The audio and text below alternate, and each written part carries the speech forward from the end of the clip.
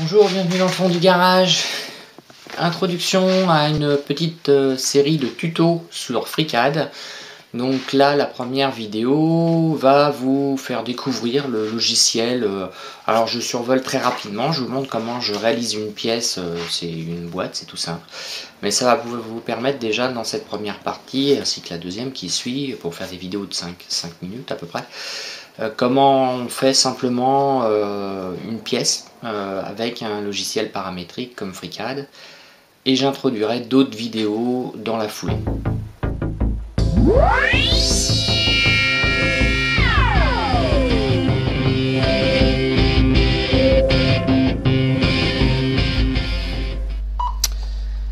Je vais vous présenter dans ce premier tuto FreeCAD rapidement.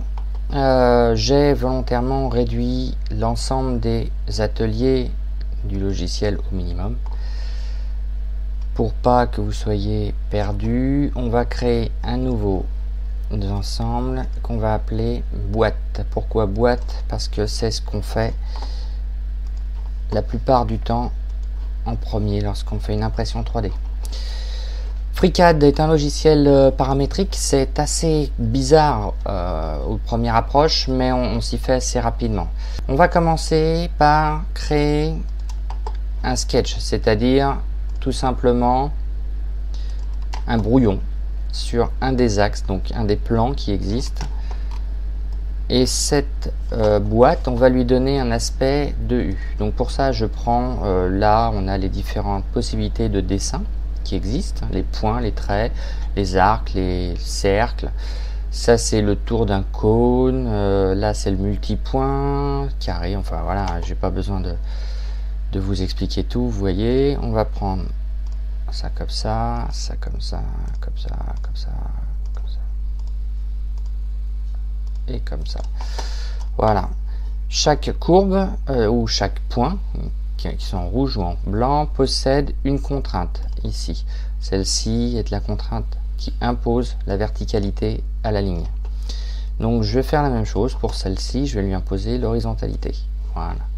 Là je fais pareil pour la verticalité, et là à nouveau pour celle-ci.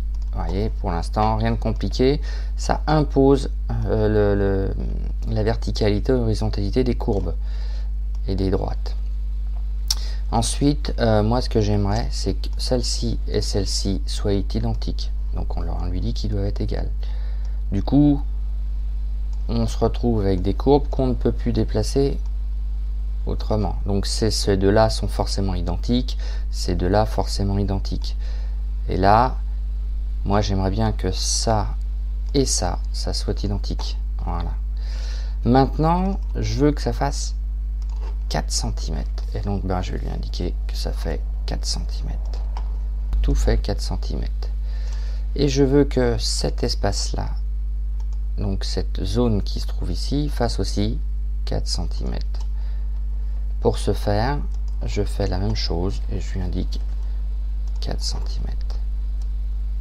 Voilà, je pense que les dessins sont assez parlants. Donc là, on a notre pièce qui est créée, toute basique, avec des contraintes qui fait que toutes les courbes, toutes les lignes sont perpendiculaires, parallèles, égales les unes aux autres, avec des dimensions bien spécifiques qu'on a choisies nous-mêmes.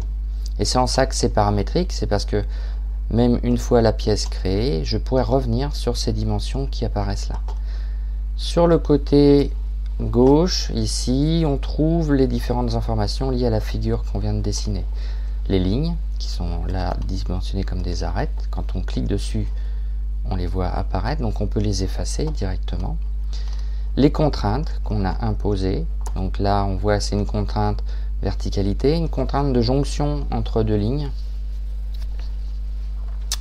Ici on peut voir ici si tous les degrés de liberté sont bloqués. Il en reste deux parce que je peux dans ce sens-là et dans ce sens-là. Hein. Une fois que vous avez fait la forme, vous fermez. Vous vous retrouvez avec votre dessin, tout simplement, hein, qui est en 2D, avec ses propres contraintes. Vous allez maintenant dans la partie Part Design. Où là, en sélectionnant votre sketch, vous pouvez choisir entre protrusion, une cavité quand vous voulez faire un trou, mais là il n'y a pas de pièce, une révolution ou un élément de matière par révolution. Donc là on va commencer par une protrusion et on va lui demander 40 de haut. Voilà pour la première partie. Je ne veux pas faire des vidéos trop longues, donc on en est déjà à peu près à 5 minutes, voire 6. Dans la deuxième partie, je vous montrerai comment faire la partie centrale de la pièce. Et on verra par la suite comment, en remodifiant les différentes valeurs, on peut directement modifier la pièce sans avoir à tout refaire. A plus dans le fond du garage.